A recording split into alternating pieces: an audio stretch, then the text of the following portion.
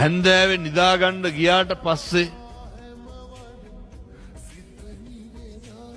විනාඩියකට හරි අත් දෙක පපුවට එනවනේ. එක අතක් හරි පපුවෙන් තියාගන්න ඕනේ.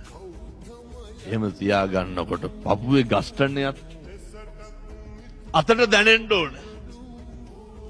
ඒ දැනෙනකොට මතක් වෙන්න ඕනේ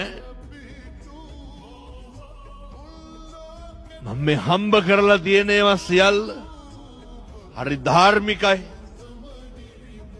මම මේ හම්බ කරලා තියෙන ඒවා සියල්ල දහඩියෙන් මහන්සියෙන් මේවා මම මෙහෙම කියනකොට මට තන කොහෙද කියලා මතක නැහැ.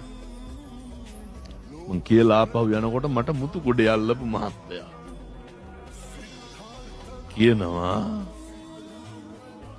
හම්දුරුවනේ ඉතින් අපේ ධනය කොහොමද ධාර්මිකයි. මං ඇහුවයි නෑ මේ අපිට මාස් පඩිලු වෙන්නේ. කවුරු හරි රජයේ සේවක මහත්තයෙක්. ඔව්. එතකොට ඒ වගේ කාටවත් අර තලලා පෙරලා ගන්න ඒවා නෙමෙයිලු. ආණ්ඩුවෙන් පඩි හම්බෙන්නේ ඉතින්. ඒ හින්දා ප්‍රශ්නයක් නෑලු. මම මේ ඇත්තුන්ට කියනව නෙමෙයි හොඳේ. අර අහපු හින්දා කියන්නේ. ඒ මාසේ වැටුප වුණත් රජයෙන් ලැබෙන පඩිය වුණත් අපිට තියෙන්න ඕන මේක හරි අවංකයි කියලා.